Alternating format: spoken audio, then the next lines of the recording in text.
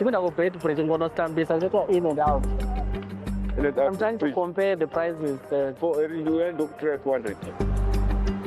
Dodgy dealings at Bosman bus station in Pretoria. 800.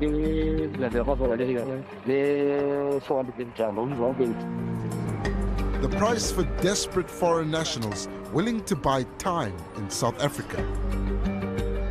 And there's nobody feed and compensate.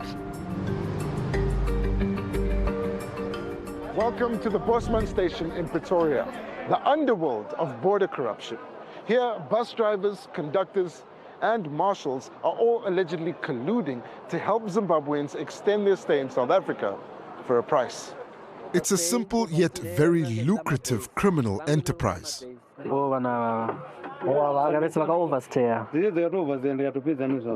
Oh, these people, they overstay.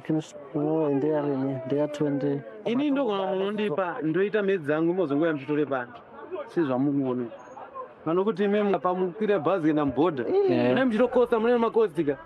According to immigration laws, residents of other SADC countries are allowed to visit South Africa for a maximum of 90 days per year. Those who want to stay longer often travel back over the border into Zimbabwe, then return immediately, stamping their passports each way to prove that they've left and start a new 90-day cycle. No wonder many have found that it's easier to simply pay a bribe. Tafadzo Jumo is a Zimbabwean national and journalist investigating this trade. I've interacted with quite a number of drivers who are operating Zimbabwe's buses here, who tells me in confidence that they do have customs officials that they work in tandem with. Bus drivers collect bribes and passports from passengers. Over 90 days. 3 months? 3 months. 1.5 years. How is the price? They take their commission and then pay corrupt border officials to stamp the passports. No questions asked. As a result, many foreign nationals are living in South Africa illegally. I never thought South Africa could be this beautiful and developed. The tunnels, on the way here, you get through tunnels. The first time being in the tunnel. The roads, the houses, the McDonald's, I never had McDonald's before. 21-year-old David first came into the country in 2022 and works at a car wash. After 90 days, I went back to Zim. And what were your intentions? My intentions were to come back to South Africa after going back, just to, be able to get my days again.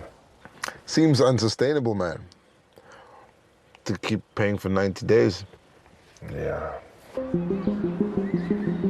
The cash for days trade flourishes at international bus stations across South Africa. Pretoria's Bosman station is one. Buying days is better. It's better than crossing the river. Since 2018, Samantha has been paying bribes every 3 months to renew her visitor's permit at the border. It was only when she started operating a stall at Bosman station that she found out about a cheaper way to extend her stay.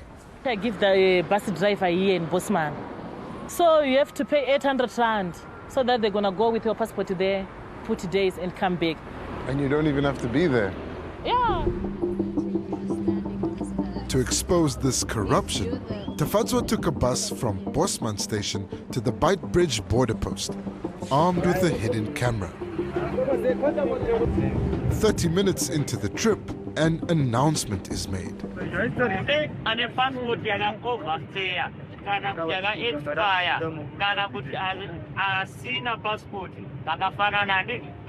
Basically, they gave the conductor the passport with a bribe in it.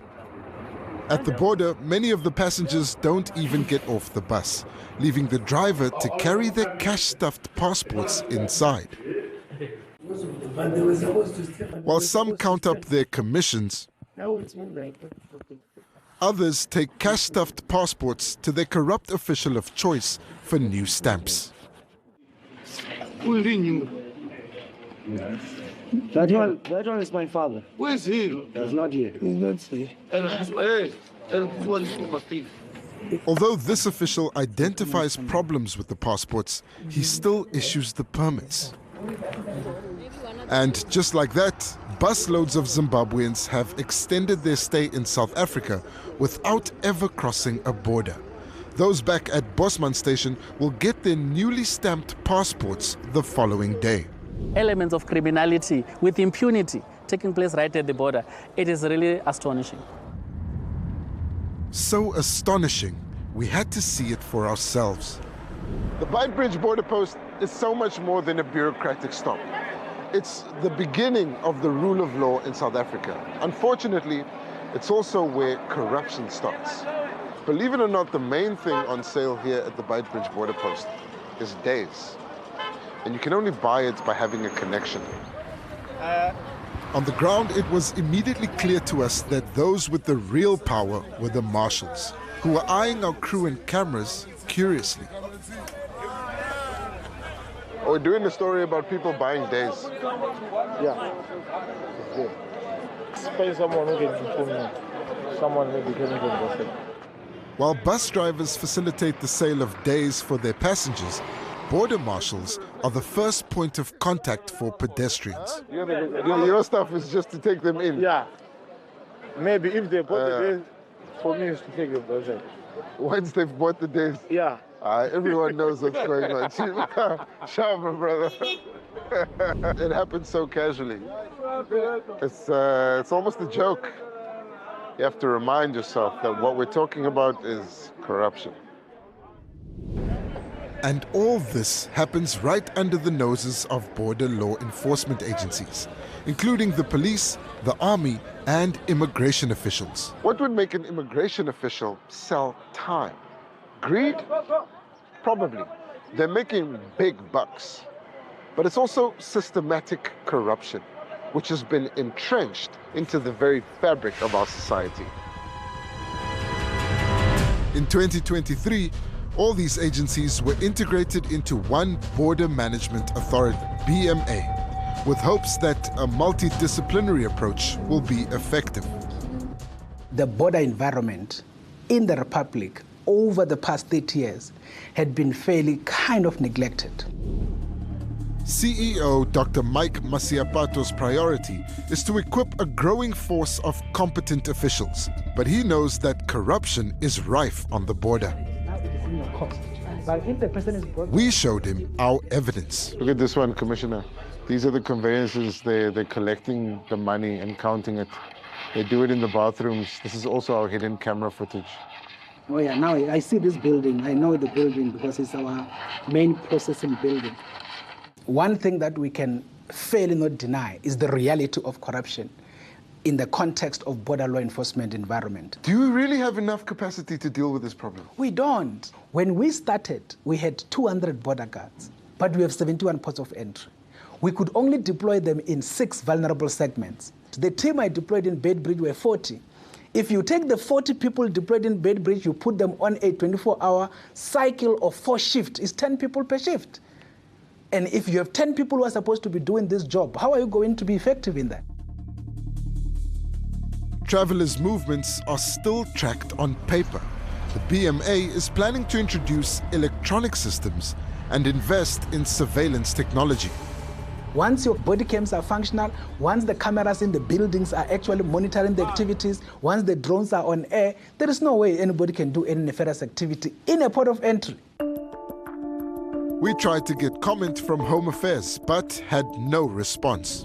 When the people that we spoke to were so casual about coming here to buy time and pay bribes, I was shocked, I'll admit.